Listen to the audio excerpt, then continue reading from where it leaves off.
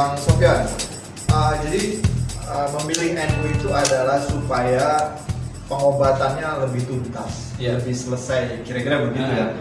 Tapi kan begini, di NU itu kan bisa lihat ya, saya perhatikan orang-orang NU yang sudah tarafnya kiai lah, ustadz, santri, bahkan santri, dia selalu misalkan kaya dalam Quran dan ulumul Quran, fikih dan usul fikih. Kemudian satu lagi adalah yang itu menurut orang NU itu menjadi bagian puncak itu ilmu tasawuf. Ya. Nah, sementara kan dulu itu masih juga menganggap kan ilmu tasawuf di kalangan Wahabi sendiri itu tidak boleh kan, nggak ada rujukannya, bahkan cenderung musyrik gitu ya, kira-kira gitu. Ini gimana?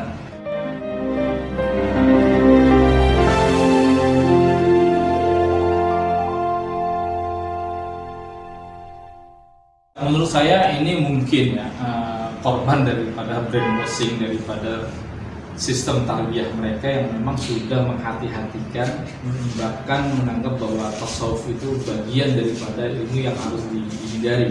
Sebetulnya ini kalau boleh saya analogikan ini seperti kita datang di sebuah kondangan pernikahan, kita makan di hajatan, tiba-tiba ketika kita mengambil rendang, kita ambil itu justru lengkuas atau jahe. Nah, pengalaman buruk inilah yang kemudian dia mengatakan kepada orang-orang, ternyata rendang itu hanya kumpulan jahe dan lengkuas saja, gitu. Tanpa nggak tahu bagaimana enaknya si rendang ini, gitu.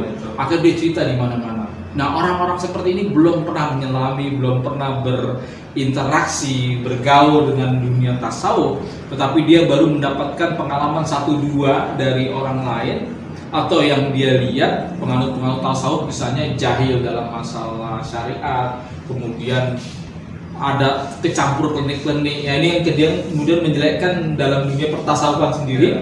Akhirnya dia sebarkan kepada orang-orang bahwa tasawuf itu begini dan begitu kepada orang lain, sementara dia belum tahu banyak tentang bagaimana tasawuf. Bicara tasawuf ini kan sebetulnya bicara tentang memanage hati, bagaimana kalau di kalangan kitab-kitab seperti Ibnu Taimiyah maupun Ibnu Qayyim al-Jauzi dalam kitab Ruh, dalam kitab yang lainnya tentang bagaimana Madarijus Salikin, itu kan bicara masalah manage hati, sama dengan dunia tasawuf, bagaimana menjaga amalan-amalan hati gitu, yang kemudian hanya melihat 1-2 kekeliruan dan sebagainya lalu mereka sebarkan, mereka habiskan, meneneralisir semua bahwa tasawuf itu jelek dan buruk gitu, yang akibat narasi-narasi yang negatif seperti ini akhirnya tasawuf jadi tertuduh. Padahal kita bisa lihat bagaimana tasawuf juga bukan berarti meninggalkan keduniaan ansih saja gitu, tapi dia banyak kontribusi dari bagaimana para penganut tasawuf itu juga bisa cukup berkontribusi di dalam mempertahankan bangsa negara. Dalam dunia tasawuf ternyata juga banyak tokoh-tokoh jihad bahkan lahir di sana. Nah, inilah yang kemudian seakan-akan kalau udah tasawuf itu sudah tidak doyan dunia. Ketika kita berdunia tasawuf berarti sudah tidak lagi ingin rakus kepada tamak dunia. Ya memang tasawuf mengajar kita, membatasi kita untuk agar kita tidak rakus gitu. Tetapi bahaya besarnya adalah ketika tasawuf atau ilmu tentang amalan hati ditinggalkan, luar biasa bagi dunia Islam. Ya, akhirnya kemudian kita memahami agama ini secara parsial. Kita bisa tahu sendiri ketika kita beragama secara setengah-setengah, secara sepotong-sepotong. Ancaman juga luar biasa. Afatu minuna billahi kitab wa takfuruna bi ba'din fama jazaa'u ma ayu dzalika minhum illa fi hayatid dunya. Apakah kamu akan beriman sebagian dan kafir sebagian? Kita harus kafah gitu. Islam itu juga bukan cuma mengatur dalam masalah syariat, tapi juga masalah budi pekerti, akhlak dan sebagainya. Ketika ini hilang dalam pemahaman keagamaan kita, bagaimana dampak kerusakannya? Akhirnya kita beragama secara setengah-setengah, sangat luar biasa. Jadi tasawuf itu melengkapi atau kalau misalkan kita? Kalau bukan saya bukan melengkapi, itu merupakan bagian internal yang nggak bisa dipisahkan. Dan itu bagian, karena ini bicara akhlak. Dan salah satu diutusnya Nabi adalah buistu liutami makarimul akhlak. Diutusnya Nabi itu menyempurnakan akhlak gitu. Nah, tasawuf ini bagian daripada ilmu akhlak itu sendiri. Bagaimana kalau itu hilang? Bayangkan syariat itu jadi hitam putih, kamu bisa bayangkan gitu. Kita tuh melihat orang tuh jadi kayak hitam putih, 1 tambah 1, 2 tambah 2, 4. Makanya saya kemudian menarik ada kajian-kajian teori-teori di Barat tentang hasil-hasil riset terhadap para pelaku terorisme. Kenapa orang-orang saintis, orang-orang eksakta itu lebih mudah terpapar daripada orang-orang sosial?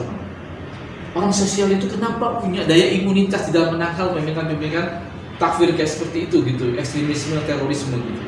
Karena orang sosial itu melihat persoalan itu dengan sudut pandang yang berbeda. Iya. Dan dunia juga dilihat lebih dinamis ya. Lebih dinamis, dia melihat dari ketinggian. Dia tidak mungkin kami dari sini melihat angka 6, di sana orang melihat angka 9. Betul. Jadi banyak persepsi gitu. Melihat persoalan itu utuh gitu. Yeah.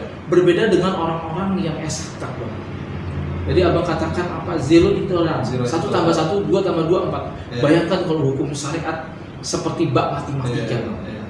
Orang kayak kalkulator. Yeah. Kayak nggak boleh salah gitu.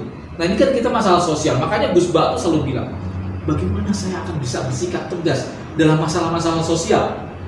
Kok masalah sosial kok disuruh diperintahkan untuk tegas? Yang mana yang benar? Harus ini. Jadi kayak 1 tambah 1, 2, 2 tambah 2. Dan itu bahaya bang, cara beragama seperti itu. Kita lihat dong, makanya ada ilmu usul fikih yang kemudian menjawab daripada problematika masalah-masalah sosial. Ini deh bang, bicara tasawuf itu sebenarnya seperti itu. Jadi penting banget dong para mantan itu dikenalkan tentang ilmu tasawuf. Iya, wajib. Bahkan ada kemarin saya bantu orang buat disertasi. Dia menawarkan gini, ente setuju nggak kalau para ini tuh diajak jauh lah? Jauh lah tuh maksudnya jamaah tabligh, karena jamaah tabligh itu memang sufi. Dia tuh usnusun kepada siapa saja, bahkan dia nggak mau bicara masalah politik dan sebagainya, walaupun ini bisa kita kritik ya, gitu. Tetapi ada benarnya, karena itulah ruang kosong di kalangan para ekstremis ini. Makanya artis-artis sebenarnya lebih nyaman ke ini ya, untuk pelariannya itu ke jamaah tabligh sebenarnya. Iya. Artis-artis dia sebagian memang ada yang mereka ingin menemukan kedamaian, kenyamanan. Itu memang mereka butuh. Kalau NU kan terlalu rumit, maksudnya standarnya ininya harus kayak antum kan harus belajarnya. Iya, harus dengar lagi gitu. Dan ketinggalannya juga dari itu. Tapi itulah yang juga kemudian karena kerumitan di kalangan NU yang mungkin terlalu alim, jadi ketika melihat persoalan begini, aku fihi. Di dalam terdapat beberapa pendapat A mengatakan haram, pendapat B mengatakan tidak haram, atau misalnya makruh, atau yang mengatakan boleh. Atau nukada saya menyangkanya, atau arroyu kada saya berpendapat ini. Wallahu alam. Itu bagi kalangan masyarakat urban yang baru hijrah, dia tuh butuh yang instan. Iya kan, udah kembali ke Quran dan Sunnah. Ya, kan? Nah, ustadz-ustadz kayak gitu tuh laku. Ketimbang ulama, padahal tuh yang alim tuh sebetulnya gitu. Karena kalau kata Gus Bah, orang alim tuh kadang orang yang nggak percaya diri, orang yang kemudian dia nggak bisa pede dalam masalah-masalah masih memang muhtamal, mengandung pendapat-pendapat yang lain gitu. Sedangkan orang-orang ekstrim lebih disukai karena dia simpel, instan. Makanya kemudian betul apa yang dikatakan oleh Sufyan Tsauri, seorang tabi'in yang mengatakan innamal ilma indana arunsur minathika. Sesungguhnya ilmu di sisi kami yang banyak memberikan rukhsah, dispensasi atau keringanan, memberikan uzur, itu berasal dari ulama-ulama yang terpercaya. Wa amma tasdid fa yusyrik pula. Adapun orang yang bersikap ekstrim, itu siapa juga bisa kan? Karena orang untuk menjadi ekstrim itu nggak perlu pikir yang banyak, nggak perlu melalui proses yang lama gitu. Maka dadakan-dadakan inilah yang kemudian terlalu instan, tapi digemari. Ini ada sistem pembelajaran yang salah. Dan ini memang kita akui, kita dulu terlalu ingin terburu-buru, cepat, ingin tuntas, ingin yang suka tegas-tegas. Dan ini memang problem masyarakat urban kayak begini bang, gitu. Ingin jadi ulama tapi dengan tanpa proses belajar yang lama gitu, dengan masyakoh, kesulitan-kesulitan yang berat gitu. Ingin cepat-cepat aja gitu. Cukup ngapalin 1-2 teks, tiba-tiba diklaim sebagai ustadz, sebagai ulama. Padahal dia nggak bisa, nggak punya kapasitas dia gitu. Dan kan kacau nggak agama seperti ini gitu loh bang. Itu yang berbahaya ya. Berbahaya di situ gitu. Makanya saya bilang kita harus seimbang. Kita nggak bisa sepotong-sepotong, nggak bisa parsial di dalam agama ini, dan pastikan guru kita ini siapa, syaratnya kemana. Kan dari sisi ini misalkan dakwah, oke, kembali ke Quran dan Sunnah, kemudian juga Quran itu menjadikan sebagai kunci kan. Nah itu juga justru malah sudah banyak penelitiannya, justru gerakan-gerakan ekstremisme itu lahir dari kelompok-kelompok itu, padahal kan kata Nabi bilang bahwa pegang Quran dan Sunnahnya ini gimana ya? Iya, memang kita wajib Bang berpegang teguh kepada Al-Quran dan As-Sunnah. Karena memang salah satu tarak tufikum amroini ma tamasaktum bihima lan tadilu abada kitaballah wa sunnatur rasul. Artinya kita tidak akan pernah sesat selama-lamanya selama kita berpegang pada dua teguh, yaitu Al-Quran dan Sunnah. Problemnya adalah siapa yang sebetulnya bisa memahami Quran dan Sunnah itu? Apakah kita semua orang awam bisa memahami Quran dan Sunnah?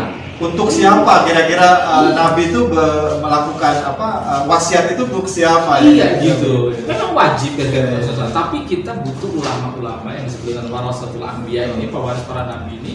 Makanya kita disuruh pegang memang kepada ulama-ulama yang benar ini. Jadi kita kepedean ya kali ya. Kepedean, sekarang kita bisa gitu. Memang kita jadi wajib jadi orang soleh. Kita wajib berdakwah. Tapi harus dibedakan mana dai yang setiap orang boleh berdakwah, mengajak orang sampai dikatakan oleh Rasulullah balighuni anni walau ayatan, sampaikan walaupun satu ayat, antara dengan seorang ulama yang bisa menyimpulkan dalil, memahami dalil dan bisa beristinbat dalil. Lalu bagaimana kedudukan mufti? Orang yang bisa kata-katanya bisa mengikat. Ada kedudukan fatwa, ada kedudukan qudhat nanti masalahnya begitu. Nah, ini harus dibedakan. Nah, masyarakat sekarang ini nggak bisa bedakan mana ulama yang bisa berfatwa dengan atau qudhat yang mufti yang hukumnya itu bisa terikat dengan orang dai. Mau balik gitu yang memang cuma nyampein aja gitu. Dan nah kita ini enggak. Kalau udah dai, ustadz bisa ngomong ceramah 1 ayat 2 ayat, ulama. Udah gitu komentar semua persoalan. Kumpul mereka dibilang muktamar ulama. Multaqodawi, macam-macam lah gitu. Ini kayak ulama, akhirnya kita apa? Ketika ditanya masalah hukum dan sebagainya, ngaco semua. Gak bisa, ini haram, ini bahasa ini. Bagaimana itulah kata bagaimana dalam masalah sosial saya bersikap tegas. Drama Korea haram, catur haram gitu ya. Iya. Nah, ini sangat baik dan lucunya mereka berdusta sama Allah. Seakan-akan pendapat mereka ini adalah pendapat Allah dan Rasulnya, bayang itu. Padahal tuh hasil istihad dia gitu. Poin menarik yang berdusta terhadap agama dan kepada Allah. Berdusta sama Allah itu sangat besar. Waman azlama mimman tara Allahi kadziba. Siapa yang lebih zalim, lebih besar kezalimannya orang yang berdusta sama Allah itu. Mengatakan ini dari Allah itu. Padahal ini perkara-perkara banyak dibangun istihad. Jangan rasio dia yang gitu. Tapi diklaim ini kan banyak Bang. Maka mereka ini kelompok-kelompok ekstrem ini selalu menisbatkan diri mereka kepada Islam. Siapa saja yang menyelisih mereka berarti menyelisih Islam. Barang siapa yang memerangi mereka berarti memerangi Islam. Abang lihat coba fenomena sekarang hari ini. Nah itulah pernah kami alami lah gitu. Jadi karena kalau menyelisih kita berarti lu menyelisih Islam dong. Oh berarti lu murtad nih memerangi Islam gitu. Sejak kapan ada dalil khusus yang mengatakan kelompok kita ini dipilih oleh Tuhan punya otoritas dalam menentukan. Seakan-akan kita kayak panitia hari kiamat aja gitu. Seakan-akan kita pengkampling surga. Nah inilah fenomena keagamaan ini yang harus nggak boleh terjadi kepada diri setiap siapa atau kelompok mana saja. Jangan pernah mengklaim kebenaran itu sendiri adalah milik kita. Gini, Ustaz, kalau misalnya kita sederhanakan ya, khusus misalnya karena mantan teroris. Ya udah, kalian belajar agama cara NU, meskipun misalnya harus menjadi NU, tapi belajar agama cara NU. Nah, gimana caranya? Misalkan Ustaz Sofyan menerangkan ke teman-temannya yang mantan itu yang masih, misalkan dia belum sembuh total katakan kayak gitu. Ini gimana caranya ininya? Iya. Pertama saya tidak pernah memaksa mereka harus ini, tapi setidaknya mereka harus menerima dulu dengan logika. Dan saya selalu menggunakan apa yang memang perkataan Ibnu Taimiyah, terus perkataan ulama-ulama yang mutaakhirin yang kemudian memang mengajukan kita untuk bermazhab. Bagaimana kita tidak boleh menggunakan pendapat kita lalu menafikan pendapat orang lain. Hanya sebatas itu aja gitu. Saya nggak secara eksplisit lu harus masuk itu, wah itu kayaknya bisa dibully orang banyak gitu. Nggak, maksud kalau orang yang sudah agak ini misalnya coba belajar agamanya di NU, misalkan begitu. Nah maksudku ada nggak misalnya tahapan komposisi yang bisa diceritakan dari Ustaz Sofyan ini begini cara belajarnya begini kan? Ya itu kan panjang banget keilmuannya gitu. Makanya kemudian kita harus tawadu dengan ilmu itu sendiri. Anda jangan coba-coba berfatwa, berpendapat yang kemudian itu akan berpotensi misalnya safkut timah gitu.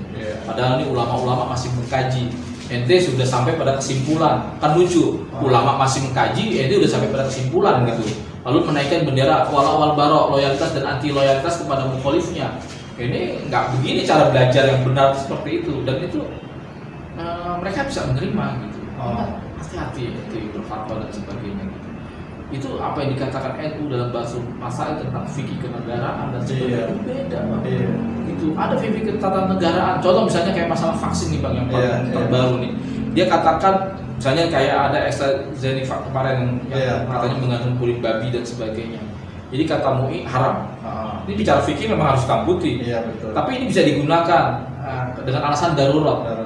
Dan ini pernah digunakan juga oleh Saudi, misalnya virus meningitis itu, imunisasi. Itu belum ketika belum ditemukan bahan-bahan yang nabati, itu masih pakai babi bahan itu. Dan tapi itu dilegalkan oleh pemerintah Saudi.